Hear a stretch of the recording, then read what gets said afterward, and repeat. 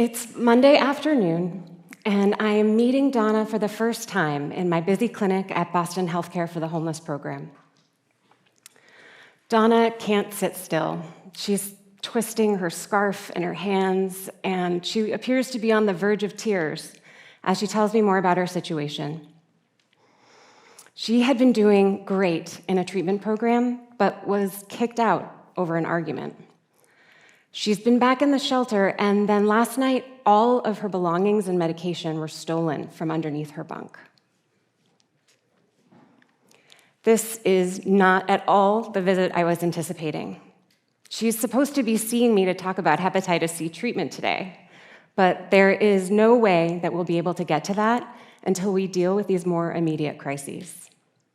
So we pivot, and I'm able to figure out her medication and replace some toiletries and clothing, and then we're finally able to get down to talking about Hep C. And then Donna shares how she actually tried to get treated years ago and was told that they wouldn't even consider it until she had been drug-free for at least 6 months. She found the whole experience so humiliating that she never went back, and I can tell from her guarded expression that she's worried I'm going to deny her treatment also. I assure her we are definitely going to treat her. We are not going to turn her away. But as I'm reviewing her labs, I realize that years of untreated Hep C have led to pretty advanced liver disease. And I have to tell her that I'm worried that she may have cirrhosis. The tears just spill over. As a nurse practitioner who has devoted most of my career to trying to prevent the bad outcomes of untreated Hep C, I am frustrated and angry. This was entirely preventable. But let's back up. What is hepatitis C? Hepatitis C is the most common bloodborne infection in the United States. The CDC estimates that there are over 70,000 new cases each year and about 4 million people living with the infection. That is about equivalent to the population of Los Angeles. The virus doesn't really cause any symptoms, but it attacks liver cells, causing inflammation and scarring that, if left untreated, can progress silently over decades to cause irreversible liver damage, also known as cirrhosis, as well as liver cancer or liver failure.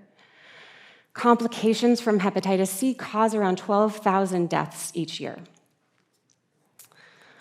Now, the most common risk factor for getting hepatitis C is injection drug use. And so the way that we marginalize and criminalize people who use drugs in our society results in very disproportionate rates of hepatitis C in certain settings. To put that more concretely, 1 to 2% of people in the housed population are living with hepatitis C, whereas 9% in the US prison population have Hep C, and 23% of the patients at Boston Healthcare for the Homeless had hepatitis C. But here's the thing, hepatitis C is curable. Over a decade ago, major medical advancements greatly simplified treatment. We now have short, well-tolerated, highly effective, and cost-effective medicines that clear the virus from the body and prevent liver damage from getting any worse. Expert guidelines recommend treatment for everyone with hepatitis C to improve their health, and especially emphasize the benefit of treating people who use drugs to prevent transmission to others.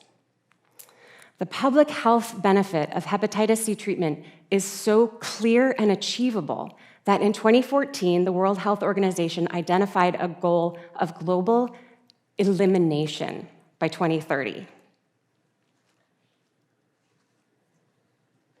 How do you think we're doing? Well, other countries are actually right on track. Egypt, Australia, Spain, they will meet that deadline. In the United States, however, this public health initiative has been fraught with barriers. 10 years in, only 1 out of every 3 people with hep C have been treated, and we are not expected to reach that elimination goal even by 2050. And the barriers to this exist from the systems level all the way down to the individual level. People more likely to have hep C are less likely to have health insurance or access to a regular medical provider. For those with insurance, there can be complex and arbitrary barriers to getting the medication and really, really limited provider time and expertise to fight for their approval. Some medical providers create additional roadblocks by refusing to treat people who use drugs, even though drug and alcohol use have absolutely no bearing on the effectiveness of treatment. And for people living with hepatitis C, the absence of symptoms can mean that treatment just feels less urgent. And internalized stigma and prior experiences of discrimination in the healthcare system can prevent people from pursuing treatment or feeling like they may even deserve it. I would ask you to imagine with me what it might be like to be homeless and living with hepatitis C.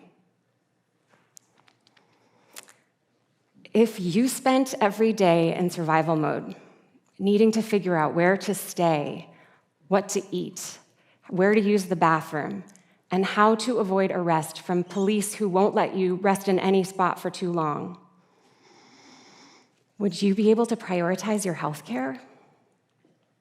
Or if you wake up every morning sick from withdrawal, addicted to a drug that you possibly turn to treat pain or trauma or mental illness, but has now hijacked your life, is hep C the most important thing on your mind? Or if you're working and your Dunkin' shift starts at 5 a.m., but you need to be back at the shelter by 3 p.m. to get a bed for the night, would you be willing to take a day off of work to go see someone for something that's not even making you feel sick? And if you took the time and went to the appointment and then were told that they wouldn't treat you due to a history of drug use, would you ever try again? These are the real scenarios that our patients have experienced, and I know that if it were me, I would find this a nearly impossible task. The Boston Healthcare for the Homeless Hepatitis C program was born out of an awareness of the massive impact that hepatitis C was having in our population and a strong conviction that our patients deserved care that worked for them. We asked patients what they wanted and designed a model of hep C care for people experiencing homelessness or using drugs that respects and accommodates the competing priorities they may face. In this process, we have learned so much. We have learned that our patients are ready and motivated for treatment if we can just make it easier. We've learned that people who are working tend to prefer evening appointments or telehealth, while others need transportation assistance or medications delivered to where they stay. Couples do great when treated together, and people who are staying outside tend to prefer to leave medicine with us and come to get their doses daily or weekly. Our small team has learned how to jump through every hoop that insurance puts before us. We know when to make friends and when to throw elbows when it comes to insurance, and we are actively advocating to remove those restrictions. One of the greatest lessons we're learning is in the incredible sense of pride and achievement that our patients feel upon completing hepatitis C treatment. Some express that the short-term win of a hep C cure helps to sustain them and their lifelong goals around recovery. Others with more advanced liver disease have been able to stop some of their medications and improve their quality of life. In 10 years of the Boston Healthcare for the Homeless Hepatitis C treatment program, we have provided over 1,600 courses of treatment. 87% have been completed, and our overall cure rate is 85%. That 23% prevalence we started with is now down to 9%, and elimination is in our sights. Donna was in the other day to pick up her hepatitis C medicine refill. Her cure will stop her cirrhosis from getting any worse, but she will need to be monitored for liver cancer for the rest of her life. But here's how it could be different. I met a young man the other day named Jamie. Jamie has only had hepatitis C for a few years, and his liver disease is still minimal. Our visit included my clinical assessment and a plan for treatment that works for him, and he was able to leave with medication that day. Jamie will never develop cirrhosis the way Donna did, and his cure helps to bring our whole community that much closer to elimination.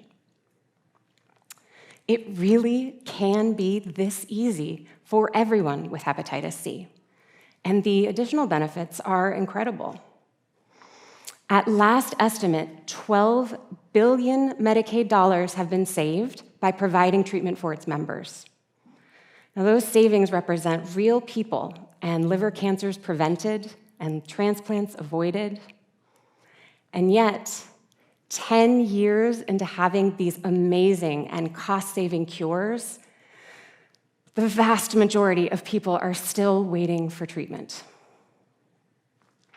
The cure for hep C exists, and it is within our power to eliminate it.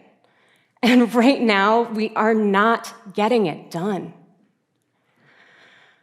At Boston Healthcare for the Homeless, we have figured out ways to bring treatment to people surviving in the most challenging circumstances imaginable. This is not only feasible, this is successful. But for more people to get treated and cured, we need all hands on deck. And that is where you come in. When you leave today, I am asking you, tell 3 people the hep C story. Tell them we have a cure for hep C and a plan for global elimination, but the US is lagging far behind the rest of the world due to restrictions and bias and lack of will and investment. Tell them that eliminating hep C protects all of us and actually saves money. And tell them about my patients. Humanize the experiences of people who are homeless or using drugs to people who really may not have any idea what that is like. And share how successful they can be when given the care they deserve. Millions more like Donna and Jamie are relying on it.